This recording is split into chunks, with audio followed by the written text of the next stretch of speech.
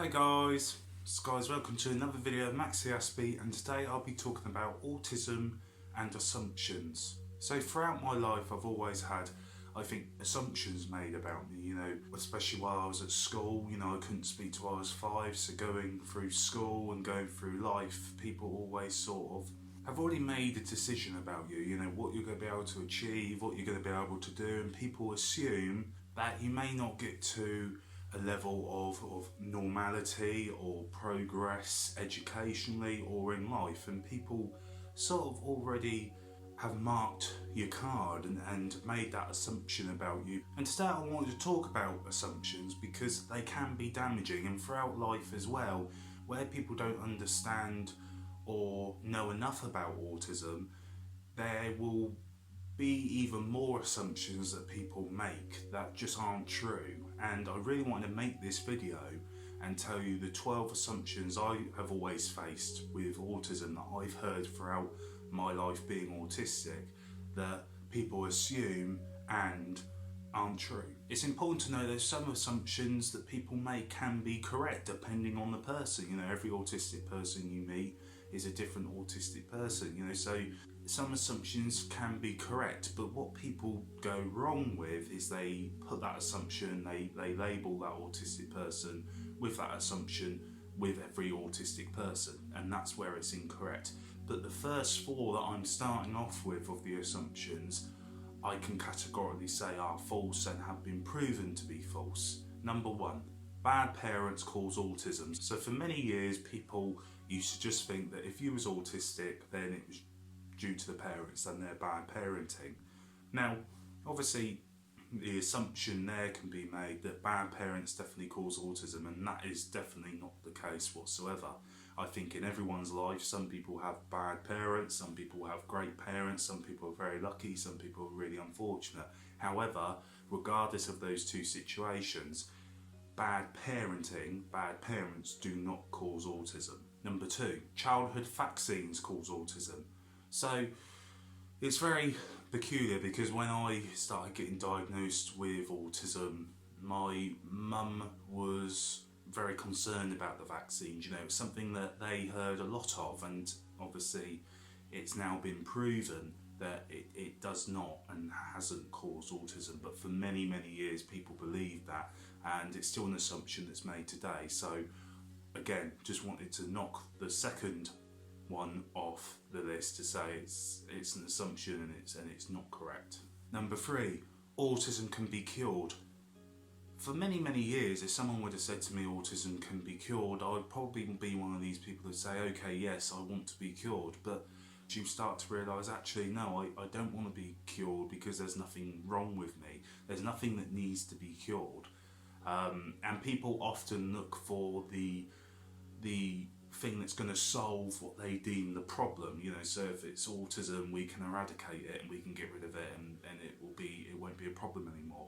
But that's what the whole thing with Spectrum 10K that people were worrying about was that exact thing. Actually, autistic people don't want to be cured, and there is no cure for autism. So it's another assumption that people make that autism can be cured and it's something that can be solved, and actually people look far more for the solution rather than supporting people and putting their money and time into that, rather than looking for a cure for something that doesn't need to be cured. Number 4, special diets can cure autism. So I've heard throughout the years, from people that are working in the health industry that this certain diet can cause autism. You might want to lay off this certain amount of chemical of your diet that you're eating, especially when it comes to mercury. I've heard that one quite a lot. Fact number 5, we are dumb. So a lot of people will just think he's autistic, he doesn't know anything, he must be stupid, and it's not the case. As I say, some people in life are very smart, very bright, and I think everyone is smart and bright, but in their own different way. It's dependent on where you're judging it. If you ask me a question about maths, I would be terrible, but if you ask me a subject about editing or IT or acting, I'd be able to answer those questions because I'm passionate and that's what I'm interested in. So people judge intelligence by I believe, core subjects in school, which fundamentally may not be where you're interested or where you may want to advance in. You know, people may say, oh, autistic people are dumb. No, we might be bright in different areas, just like any other person, just like any other autistic person. So, no, we're not dumb. Number 6, we are special, and I always use that because growing up as a kid, special was always used as there was something wrong with me, or there was something, you know, different, or, you know, there was something peculiar, you know, and it just led to people not wanting their kids to hang out with me, or me going around people's houses. So when I hear the term special, I just don't like it. I just, there's nothing, in my eyes, there's nothing special about me. I am autistic, my brain works differently to yours, and that's it, and there's nothing special about that. Number 7, we are geniuses. You know, people will watch Rain Man and they think, oh, you know, he's going to be really good at that, he's going to be really good at that. You know what, you'd be very disappointed if you had me, you know, do a maths quiz for you. It would not go well. Just like neurotypical people, autistic people may be clever in one subject, they may be rubbish in another.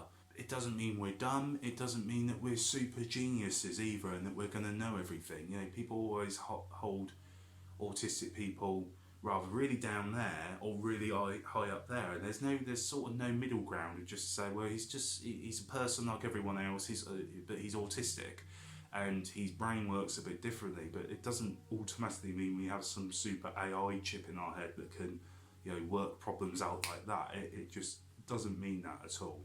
Number 8, we can't look people in the eye. Again, this assumption is dependent on the person that you meet.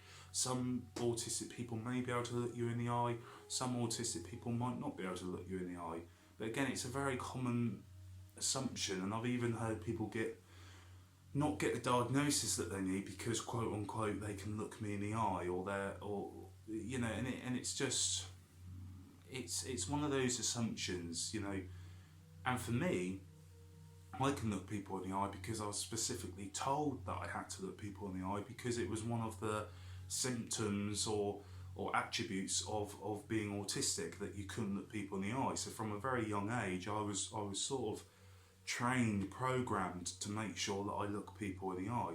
So yeah, some autistic people can look you in the eye, some autistic people can't. And you know what? That's okay. Number 9, we can't speak to people. You know what? I couldn't speak for 5 years, and I have issues shutting up now. It's not that autistic people can't speak to people. Some people find social activity awkward and they find it difficult, but again, that's not all autistic people.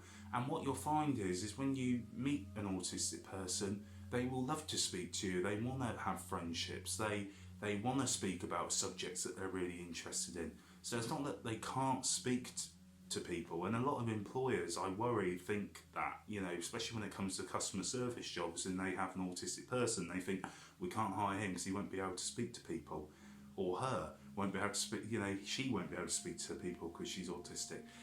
It's not the case, and people need to sort of step away from that assumption and realise that it's not a true thing. It's different. Various people are different. Autistic people are different.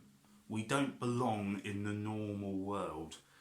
Again, this is the whole thing I think that Spectrum 10K sort of built up. They wanted to find out, you know, what caused autism, you know, what they could do, whether they'd be able to genetically tell before someone was born, and it just really feeded into eradication. And it's not that we don't belong in the normal world, because what is normal, this is the point I always argue, is normal is only what is around us, you know, in terms of numbers. You know, if this is happening all the time, then that's going to be the normal. You know, if that's happening all the time, that's going to be normal. I always take it back, for instance, years and years ago, where women at one point did not have the vote and police wouldn't get involved in domestic disputes. You know, at the time that was normal, but it didn't mean it was right, and it didn't mean that it actually was normal. It was only normal because everyone else was doing it. So for people to say that we don't belong in the normal world, I'd actually question, well, what is the normal world? And what is everyone's part in this normal world? Because I think autistic people have massive value in what the normal world is. We just think differently, and I think you need to be able to do that to live in this world. Unfortunately, the world isn't set up for autistic people, and that's something that needs to change. And number 12, we don't understand. All throughout my life, if there's something that I'm not getting or understanding, or I'm thinking about it differently because I have a different opinion, it'll be, no, you just don't understand. And it's not that. Some situations I may take a bit longer to process. Some situations I might just take a bit more time to understand. In some situations I do understand, I just don't agree. But I've always had the sort of throwback, oh, you don't understand because you're autistic, or you don't understand because of this and because of that. And it's just incorrect. I can still have an opinion, think differently, because that's the beauty of having my own mind, is being able to do those things. So guys, those are some of the assumptions that I've had thrown at me throughout my life. Please feel free to comment down below some of the assumptions that you've had thrown at you in your life.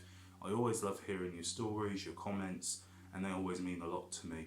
I've had a lot of comments on my previous videos, so please keep that up. So guys, thank you for watching as always.